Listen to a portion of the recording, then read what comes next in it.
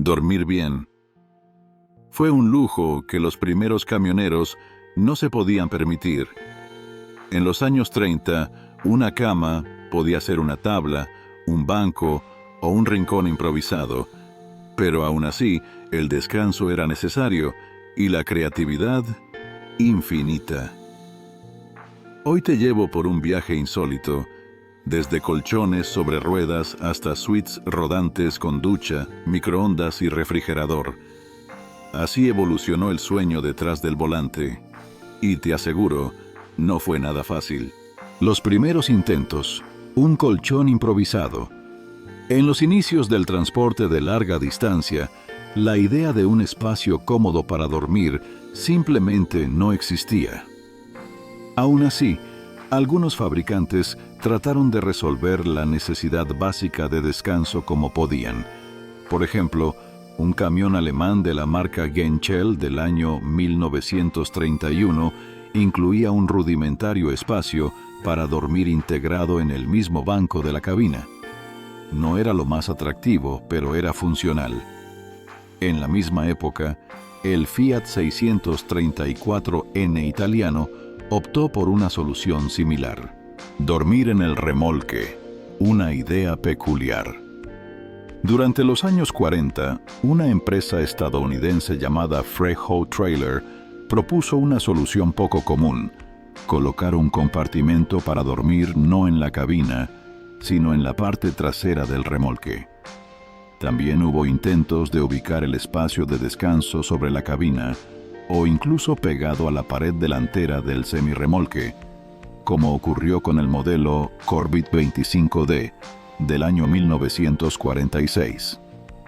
En todos estos casos, el dormitorio no formaba parte de la cabina del conductor, lo cual limitaba la comodidad y funcionalidad de estas soluciones. La era de los sleeper box en América del Norte. Tras la Segunda Guerra Mundial, el mercado norteamericano empezó a adoptar masivamente los conocidos sleeper box, espacios integrados detrás de la cabina. El fabricante Kenworth ya los incluía en su serie lanzada en 1947, ofreciendo tanto versiones integradas como separadas. Incluso vehículos militares como los remolcadores Ford de aquella época incorporaban versiones con dormitorios independientes. Mientras tanto, en la Unión Soviética, los ingenieros apenas comenzaban a experimentar con estos conceptos. El modelo experimental Paz 651, basado en el camión Gas 51, incluía un pequeño sofá con espacio de almacenamiento bajo el asiento. Crudo, pero un paso. La creatividad se dispara. En 1951, la empresa Corvette volvió a sorprender con un modelo alto y robusto que incluía un enorme bulto en la parte delantera. Este diseño permitía reclinar el asiento del pasajero y transformarlo en una cama bastante cómoda, gracias al espacio adicional. En 1954, Kenworth lanzó la serie TCF 521 CBE, que se destacaba por su cabina montada de lado respecto al motor. Este diseño le daba un aspecto tan extraño como inolvidable. El espacio para dormir, incorporado en la parte trasera, tenía una forma todavía más curiosa: la aparición del nido de golondrina europeo. En Alemania, tras la guerra, surgió una solución creativa llamada nido de golondrina, un compartimento para dormir construido justo detrás del asiento del conductor. Ya en los años 60, los camiones europeos solían tener un espacio estándar para dormir justo detrás de los asientos, pero algunas excepciones brillaban por su originalidad. Tal fue el caso del Mercedes-Benz LP 1620, sin capó, cuya repisa trasera podía plegarse, permitiendo mayor versatilidad en la cabina. La solución maleta norteamericana. Regresando a América, se exploraron propuestas aún más peculiares, como un dormitorio improvisado que se colocaba como una maleta en la parte superior trasera de la cabina. La tapa se abría horizontalmente y el resto quedaba cubierto por una lona impermeable. No era posible viajar dentro de este espacio mientras el camión estaba en movimiento, pero sí usarlo durante las paradas.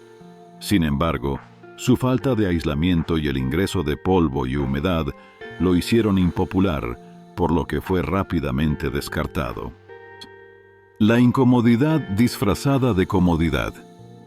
Un ejemplo claro de intentos forzados por añadir descanso fue el camión Ford H-1000 de 1963, que no venía de fábrica con dormitorio.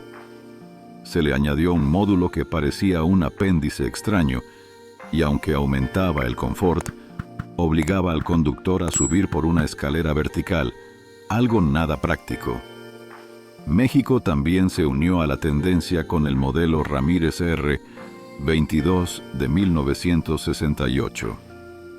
Aquí, el asiento del conductor se transformaba en una cama y las puertas se modificaban con salientes visibles para permitir dormir completamente estirado. Ingenioso y económico, pero ignorado por el resto de fabricantes. Transformaciones británicas ingeniosas. Durante los años 70, la empresa británica Jinx Limited se especializó en modificar cabinas de varios fabricantes. Algunas de sus creaciones incluían la transformación del respaldo del asiento en una cama plegable. Un ejemplo notable fue el IRF Serie B de 1978. Y si viajamos a Sudáfrica, encontramos versiones adaptadas de los mismos camiones IRF, donde el espacio para dormir estaba en una especie de mirador de vidrio detrás del asiento del conductor. Una decisión algo cuestionable dado el clima cálido del continente. Lujo sobre ruedas en los Estados Unidos. En la década de los 70, los camioneros norteamericanos empezaron a exigir algo más que un simple espacio para estirarse. Fue entonces cuando las empresas especializadas comenzaron a fabricar verdaderas suites sobre ruedas. Una de las más populares fue Mercury, con sede en la ciudad californiana de Gardena, que ofrecía compartimientos traseros que poco tenían que envidiarle a una pequeña vivienda. Pero quien realmente llevó el concepto a otro nivel fue la firma Live Lab. Aunque produjo muy pocos ejemplares, su propuesta sentó las bases para lo que hoy se conoce como módulos residenciales completos. Estos dormitorios incluían ducha, inodoro, microondas, fregadero, refrigerador con congelador, cama doble sobre la cabina, televisor, mesa de comedor y otros detalles que transformaban el descanso en una experiencia de lujo. En aquel entonces, parecía ciencia ficción. Hoy, es un estándar del transporte pesado estadounidense. Trans-Saharian. Un sueño italiano no concretado. Una de las ideas más llamativas de los años 80 llegó desde Italia. La compañía Iveco desarrolló un concepto transformable llamado Trans-Saharian, pensado para el modelo 190 F35.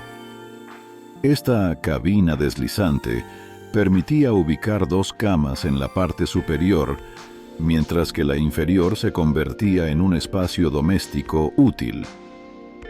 El diseño fue obra del renombrado diseñador Franco Chirighitti. Sin embargo, a pesar de su genialidad, nunca entró en producción masiva. Era una solución adelantada a su tiempo que quedó como una joya de museo. El salto de Sil, una rareza soviética. Influenciados por el estilo imponente de los camiones americanos, los ingenieros del legendario fabricante soviético SIL decidieron en los años 90 que era momento de experimentar. Así nació el modelo SIL 13305A, una variante del SIL 13300A, especialmente adaptada para el transporte de larga distancia. Este camión incluía una cabina extendida con 2 camas ubicadas en la parte posterior, como era costumbre en otros países. Pero para SIL, esto era romper el molde. Con una capacidad de carga de 33 toneladas, su diseño buscaba atraer a una nueva generación de camioneros soviéticos. Lamentablemente, el modelo no gozó de gran aceptación. Aunque en las ferias se mostraban versiones con parrilla cromada y acabados brillantes, los modelos reales se vendían sin tales adornos. El confort era limitado, y en comparación con sus competidores occidentales, el camión resultaba poco atractivo para los conductores. Scania Topline, una solución audaz. En 1995, la sueca Scania dio un paso importante con el lanzamiento de su Serie 4, sucesora directa de la exitosa Serie 3. Esta nueva línea ofrecía 5 variantes de motorización, desde 220 hasta 580 caballos de fuerza, y se podía configurar con 3 tipos distintos de cabina y 4 tipos de eje. El detalle que más llamó la atención fue su versión de lujo, conocida como Topline. Mientras que todos los fabricantes colocaban la segunda cama justo detrás de los asientos, los suecos optaron por algo inusual: instalarla sobre el parabrisas. Esta distribución era innovadora, aunque no necesariamente la más cómoda, pero sin duda marcó un punto de diferencia en diseño e identidad. La evolución hacia el confort total. En las décadas finales del siglo XX, la tendencia ya era clara. Los camioneros no solo querían potencia y fiabilidad, sino también comodidad, privacidad y un espacio que los hiciera sentir en casa, incluso a kilómetros de distancia de la civilización. El concepto del espacio para dormir pasó de ser una solución improvisada a convertirse en un elemento clave del diseño.